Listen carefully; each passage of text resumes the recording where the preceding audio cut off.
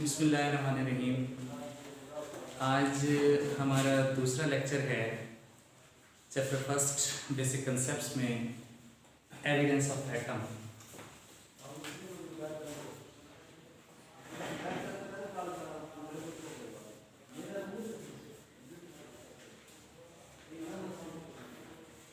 Atom का evidence, atom का सबूत, एटम का प्रूफ, क्या वाकई एटम होते हैं या एटम नहीं होते।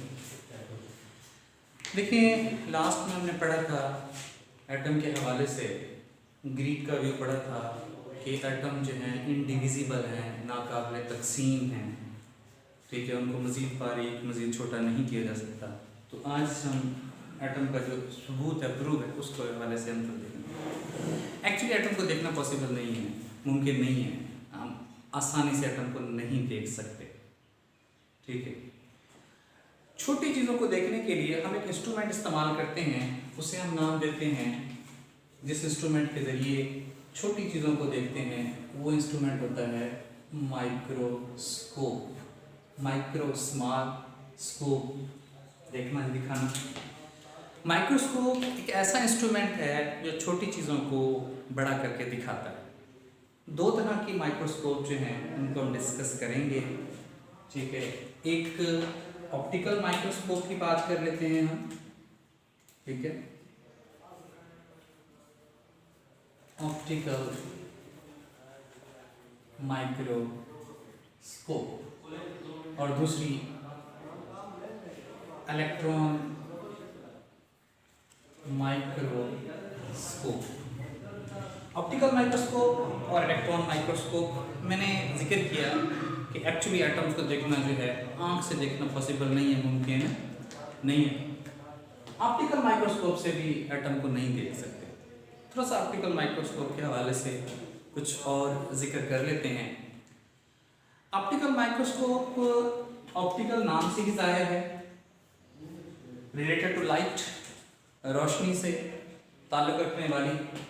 ऑप्टिकल माइक्रोस्कोप में जो सोर्स इस्तेमाल होता है, जो रेडिएशन डाली जाती हैं जिस चीज़ की, वो लाइट रेडिएशन इस्तेमाल होती है, यूजेस बीम ऑफ लाइट, रोशनी की शुआ इस्तेमाल होती है ऑप्टिकल माइक्रोस्कोप में, ठीक है। स्पेसिमेन जो है उसको दिखाने के लिए उसमें से गुजारी जाती है। एक क्लियर और एक्यूरेट इमेज, इसकी लिमिट की बात करते हैं, इसकी हदूद की बात करते हैं, हद की बात करते हैं कि कितने साइज़ की चीज़ों को ये दिखा सकती है, कितने साइज़ की चीज़ों को ऑप्टिकल माइक्रोस्कोप नहीं दिखा सकती। क्लियर एंड एक्यूरेट इमेज उस ऑब्जेक्ट का जो स्मॉलर है, जिस ऑब्जेक्ट का साइज़ छोटा है वेवलेंथ ऑफ विजिबल लाइट से, उसका क्लियर एक्यूरेट इमेज हमें ऑप्टिकल माइक्रोस्कोप से नहीं हासिल होता। ये खामी है ऑप्टिकल माइक्रोस्कोप की कि जिस चीज़ का साइज़ विजिबल लाइट की वेवलेंथ से छोटा है उसका क्लियर और एक्यूरेट इमेज नहीं दिखा सकती। हम थोड़ा सा इस चीज़ को क्लियर कर लेते हैं कि देखिए, जो वेवलेंथ है उसे हम ज़ाहिर करते हैं लैम्डा से। विजिबल लाइट की वेवलेंथ होती है मिनिमम 400 नैनोमीटर, मैक्सिमम 800 नैनोमीटर। ये इसकी रेंज में विजिबल लाइट नज़र आने वाली रोशनी, उसमें रोशनी में रेडिएशन होती हैं, शुआएं होती हैं डिफरेंट कलर्स की, violet, indigo, blue, green, yellow, orange, red, ठीक है। वो जो रेडिएशन है, वो जो शुआएं हैं, वो विजिबल लाइट की रेडिएशन है, उनकी वेवलेंथ मिनिमम 400 से मैक्सिमम 800 नैनोमीटर होती है। तो इस साइज से, यानी 400 से लेकर 800 नैनोमीटर से छोटे साइज की जो चीज़ें हैं उनका clear accurate image optical microscope नहीं दिखा सकती। अच्छा, फिर कितने साइज की चीज़ें जो हैं जिनको ऑप्टिकल माइक्रोस्कोप दिखा सकती है? ऑप्टिकल माइक्रोस्कोप जी दिखा सकती है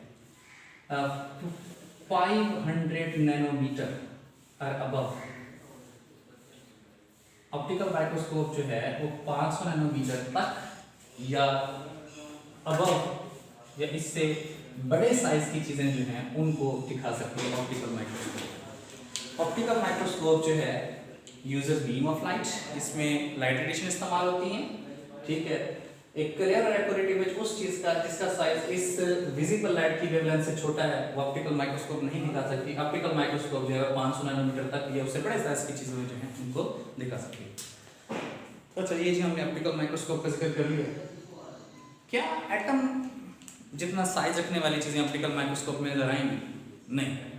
वो ऑब्जेक्ट्स, वो चीज़ें जिनका साइज एटम जितना है वो ऑप्टिकल माइक्रोस्कोप के जरिए नज़र नहीं आती, क्योंकि एटम का साइज जो है वो विजिबल लाइट की वेवलेंथ से भी छोटा है, 500 नैनोमीटर से भी छोटा है। ठीक है, एटम और एटम जितना साइज रखने वाली चीज़ों को देखने के लिए फिर हम इस्तेमाल करते हैं इलेक्ट्रॉन माइक्रोस्कोप। जिस तरह ऑप्टिकल का मतलब रिलेटेड टू लाइट, रोशनी से ताल्लुक रखने वाली, यानी उसमें बीम ऑफ लाइट इस्तेमाल होती थी। ठीक है, इलेक्ट्रॉन माइक्रोस्कोप जो है it uses beam of electron. Electron microscope में क्या इस्तेमाल होती है? Beam of electrons. और ऑप्टिकल माइक्रोस्कोप में इस्तेमाल होती थी बीम ऑफ लाइट।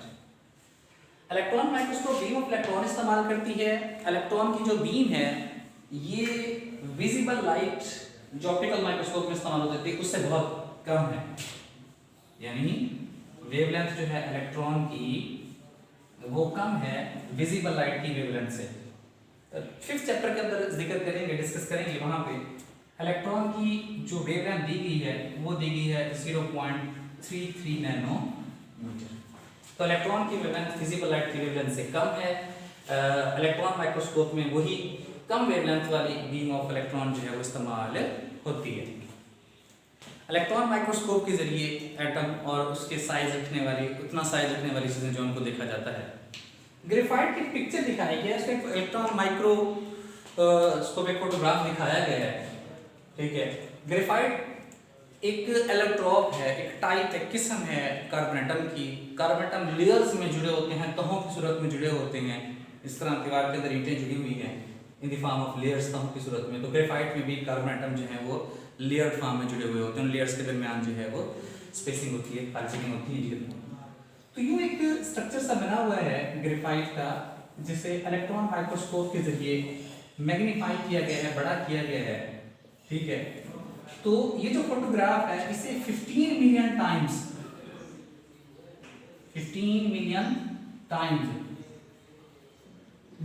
करोड़ गुना बड़ा करके दिखाया गया है। कितना ये तस्वीर, एक फोटोग्राफ सा जो है वो इलेक्ट्रॉन माइक्रोस्कोप के जरिए दिखाया गया है। कितना इसमें ये ब्राइट बैंड जो है, ये रोशन पट्टियां जो हैं, ये लेयर्स हैं कार्बन एटम्स की।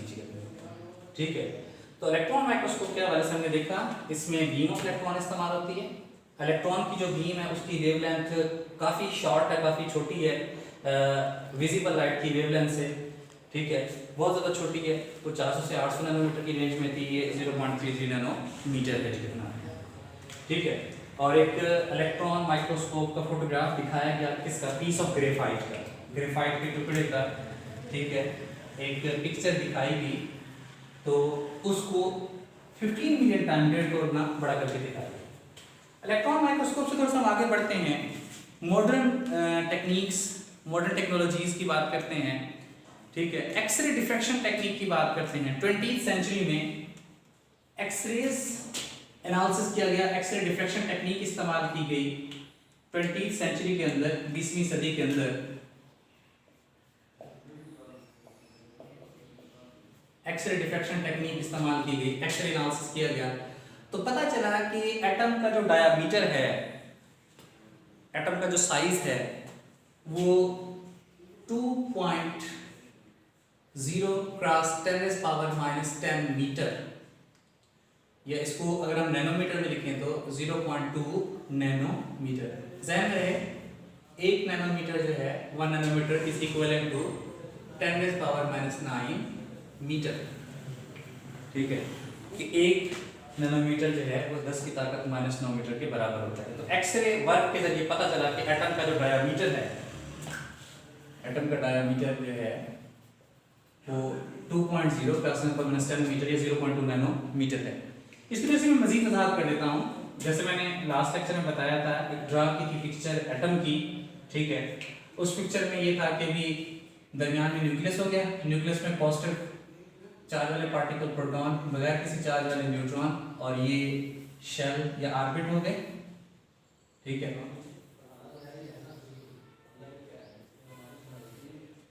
और शेल या ऑर्बिट में इलेक्ट्रॉन होते हैं। तो ये डायामीटर है एटम का, यहाँ से लेकर यहाँ तक फासला कितना अपना। तो तो डायमीटर जो है वो 0.2 नैनोमीटर ये एक्स रे वर्क के जरिए पता चला गया। एटम एक्सट्रीमली स्मॉल है, उनके मैसेज जो है वो भी स्मॉल है, वो बहुत कम है।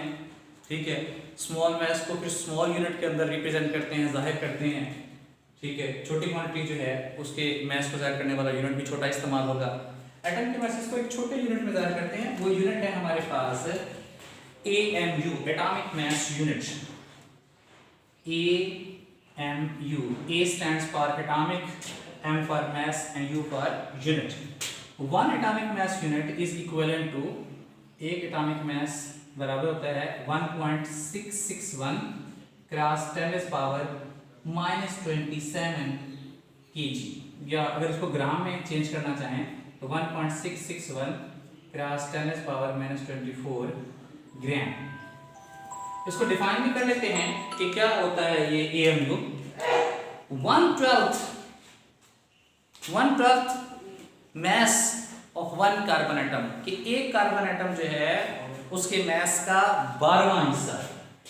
ठीक है, 1/12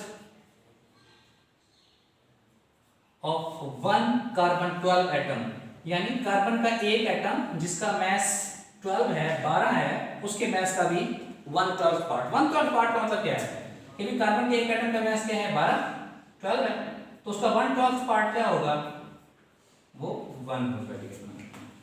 ठीक है, तो AMU क्या है, 1/12 mass of carbon 12 atom is called AMU, atomic mass unit, और ये इसके इक्विवेलेंट होता है।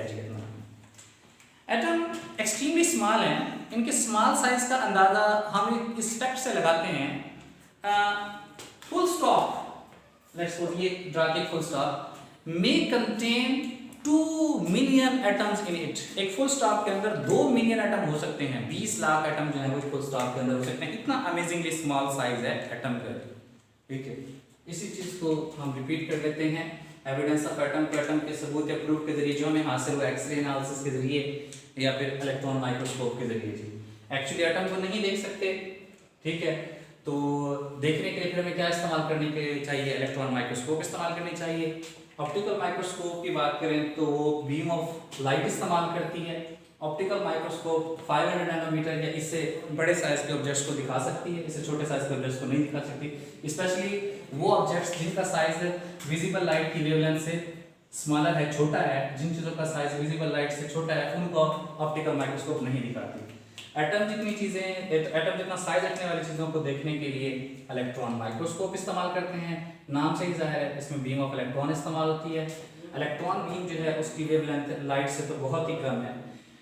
ठीक है, अब एक तस्वीर, एक फोटोग्राफ दिखाया गया इलेक्ट्रॉन माइक्रोस्कोप से बना हुआ ग्रेफाइट का। ग्रेफाइट एक कार्बन का एलोट्रॉप है, कार्बन एटम से मिलकर बना हुआ है। ठीक है, कार्बन एटम लेयर्स फॉर्म में जुड़े होते हैं, तहों में जुड़े होते हैं।